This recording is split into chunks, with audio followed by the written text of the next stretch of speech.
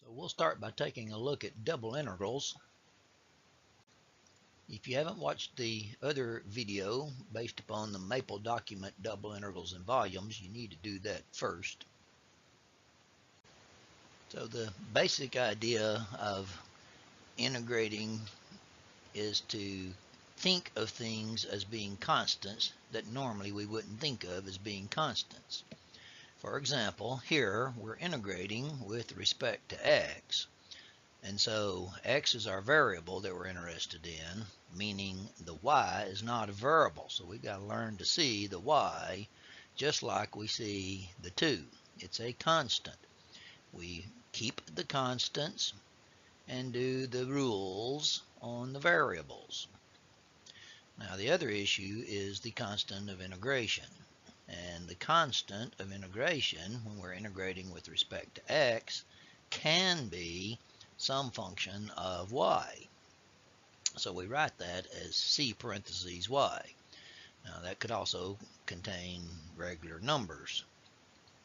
Here's the same situation. So when we see the dy, we think, well, our variable is y, so that x is constant. We leave the 2x alone, do the rule on the y, and this time the constant of integration can be some function of x. Now when we're doing a definite integral, you'll notice that if we're integrating with respect to x, that means the limits on our integral could be things involving y. So we will see things of this nature, where we're integrating with respect to x, and the constants, or the limits on our integral, are in terms of y's. So again, we leave the y's alone, as in the 2y, do the power rule on the x, and indicate that we're going to be substituting y squared and y. Now we're going to be substituting those in place of the x, since that's what we integrated with respect to. So we would end up with this. We'll turn it around and integrate with respect to y. The limits on an integral, if we're integrating with respect to y, could contain x's. Now again, the mechanics for doing this are exactly the same. You just have to be aware that these sorts of things can happen. If you're integrating with respect to y, you could have limits on an integral involving x's.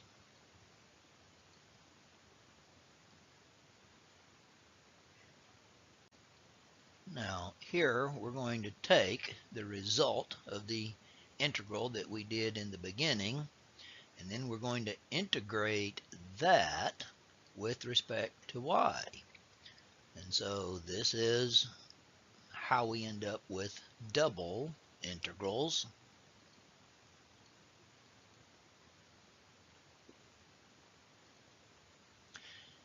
And we can write this all together in one sentence here. And again, you look, the inside is what we did first.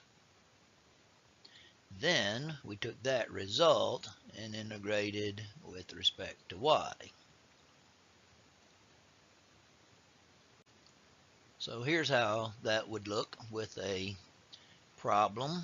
Notice here we're integrating first with respect to x.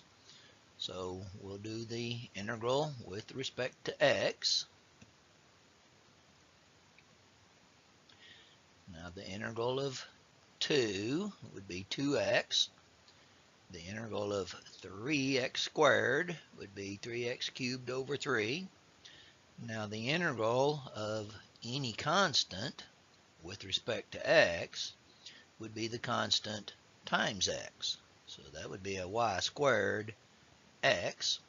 So here's our integral with respect to x. Using the fundamental theorem, we're going to substitute a 5 for x, then a 3 for x, and subtract. Now again, that was the innermost integral. We'll now do the outer integral on that.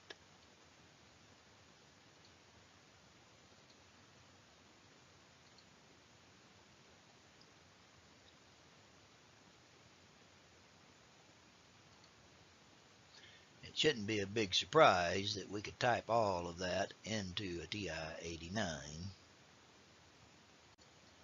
Now here, notice I have switched the order of integration. Same problem, we just switched the order of integration. So we're going to first integrate with respect to y.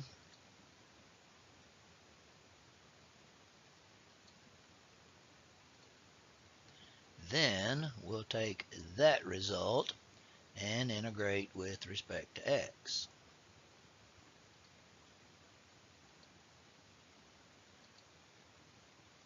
Now this is kind of an interesting result in that it came out exactly the same as the first integral when those two were switched around and we integrated with respect to x first.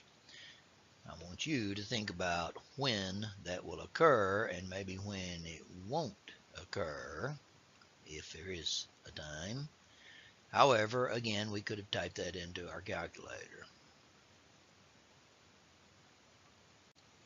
Now, most of the properties of double integrals are just a direct result of the properties of regular integrals from Calculus 1. So I'll go through these kind of quickly. This first one simply says, of course, that if you have two functions added together, you can just separate them and do the integral of each one independently. Here's an example. So again, we've got an x squared y squared, and we've got an xy.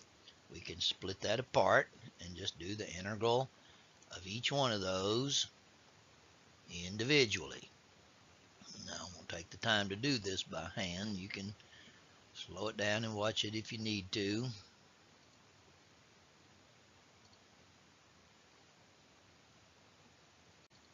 And likewise, this is directly from Calculus 1. If we have a constant multiplied by a function, then we can take the constant out and then do the integral.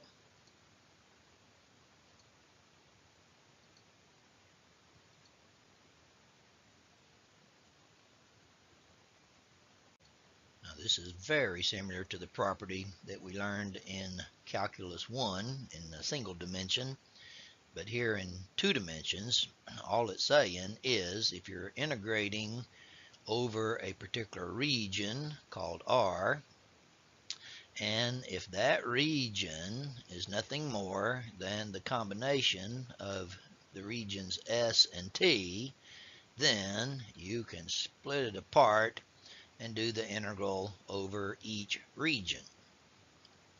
Well, here's what that would look like. We're trying to do the integral of xy over the region described like this. The region that's in quadrant 1 bounded by these lines. Well, here's the graph of that region. Now, you see some similarities to what we did in Calculus 1. A single integral is not going to work for that region. And so, here's how we split that up. We do the integral over the region S, meaning the left side of that shaded region, and the region on the right, and then add those together. Now I'll just go ahead and perform those integrals.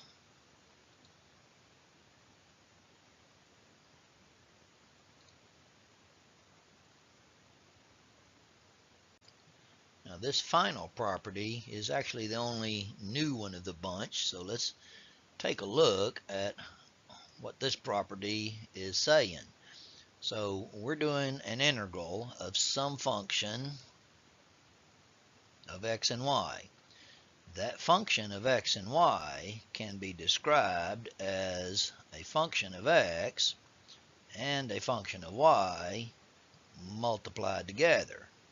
So it's kind of like you have two distinct functions making up the f of xy. and the region has x's going from one constant to another and y's going from one constant to another.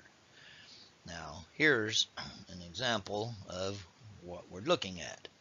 The function that we have here is a function of y and a function of x multiplied together. The region has x's, which go from one constant to another, and y's, which go from one constant to another. So this fits our description. Now, what the property says is that we can do two separate integrals. We can split these apart, do the integral of the function of x and do the integral of the function of y separately and multiply those together. So for the integral that we see here, what that tells us is we can do the integral of the e to the y from 0 to 1 and the integral of cosine of x from 0 to pi over 2, and then multiply those together.